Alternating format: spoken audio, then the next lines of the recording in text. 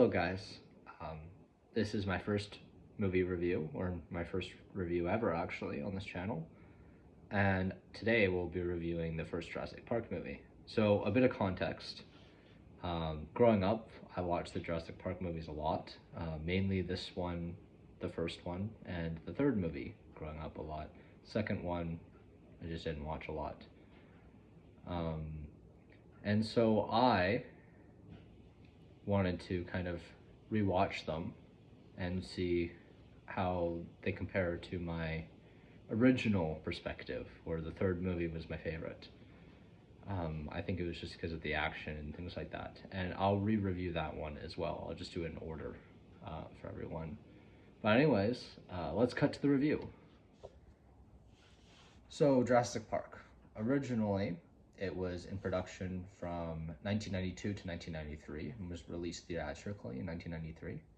And it was shot between California and Hawaii and was overseen by Steven Spielberg as he worked on Schindler's List in Poland. So that's interesting. Originally, as a kid, this was my second favorite Jurassic Park movie, followed by the third movie, which I think is just because of all the action and stuff that happens in the third movie. Like, it's very fast-paced, you know, like they're constantly moving and things like that. And I think I'll be reviewing all of them in order, so this will be my first. Originally, the pacing, you know, as a kid wasn't great because I just wanted to see the dinosaurs. And you don't really see the dinosaurs until a little bit later on. Uh, but while rewatching it, the pacing is significantly better. You know, they have so much foreshadowing for kind of all these events going wrong into like a perfect storm kind of scenario. Not to mention, you have the songs and the sound effects are phenomenal in this movie. It's probably some of my favorite composition work I've ever heard. And you know, you have different versions of it too. So like at the beginning it's very grand and kind of bombastic, and then, you know, in the end, where kind of with John Hammond's accepting kind of how things are, it gets a lot more subtle and soft, and there's kind of more of a mellow moment. And honestly, the characters are significantly better than I remembered as a kid, right? um, John Hammond, he's like kind of this character that's redeemable by the fact that he knows that what he did is bad. I mean, we see a lot of these events take place, and realizing his mistakes, and kind of, you know, saying that, you know, he doesn't really agree with the direction of the park anymore either, and his mistakes with hiring certain people.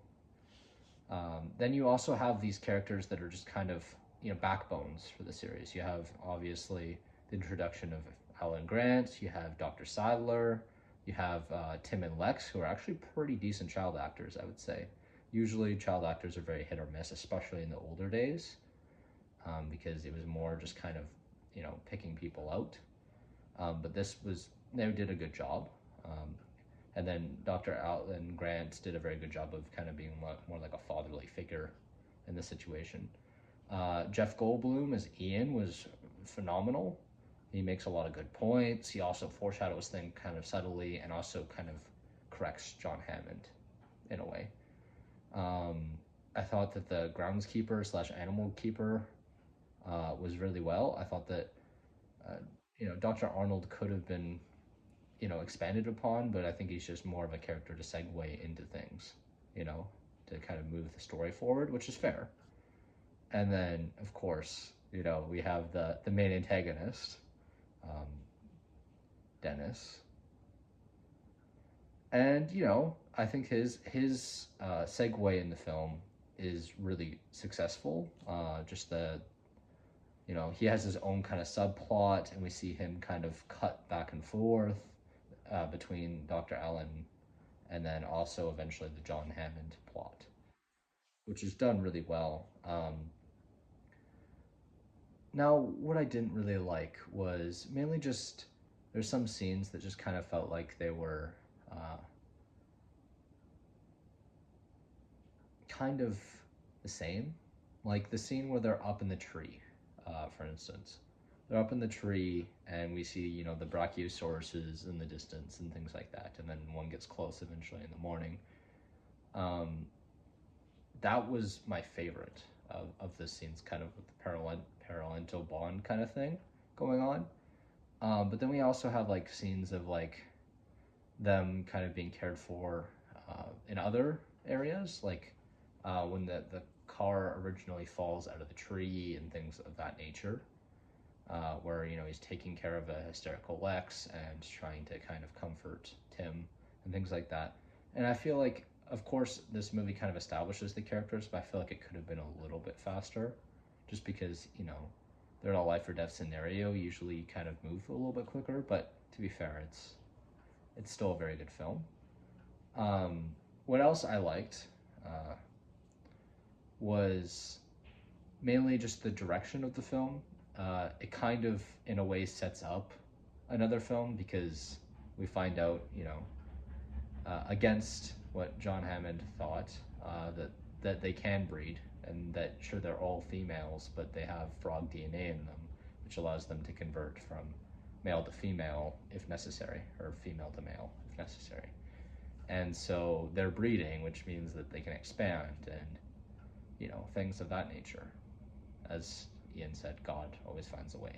So I think it was a really good introduction to the kind of the second film, which I'll be covering shortly. And I think that that was just a really good point to add, that like, that you can't control them, and even if they had the perfect, most advanced technology, which at the time they did seemingly, and they had all the, you know, as Dr. Hammond said, you know, no expenses spared. You know, like, this is a very advanced, you know, very advanced place, especially for 1993. And so the fact that everything went wrong as it did, you know, the electric fences were over relied on, but they weren't actually strong, so things could get out if they were to be turned off, which is a perfect storm between, you know, we have the whole villain subplot, and then we also have the storm that rolls in, and it makes it a little bit more scary. So overall, I would rate, first of all, the sound design is probably a 9.5.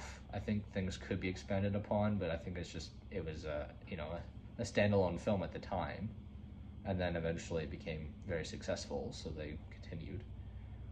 So I think it was really well. The composition is phenomenal, some of the best I've ever heard, actually. I think that the characters and the character development was probably about a 9. I think that, you know, obviously Dr. Arnold could have been expanded upon, the groundskeeper a bit too, but I think both of them are kind of to move the story forward, and then we focus on the other characters and the lawyer as well. But it was very successful in that fact. I think that the pacing, I would say, is more like a 7 or an 8. I think that there's some elements that work really well. The introduction, of course, is introducing us to a new setting, so things are bound to be different. But overall, I would rate the movie very successful. I'd say it's about like an 8.75 or something like that. Anyways, this has been my review, and I hope you look forward to watching my next review, which will be Jurassic Park 2. Thank you.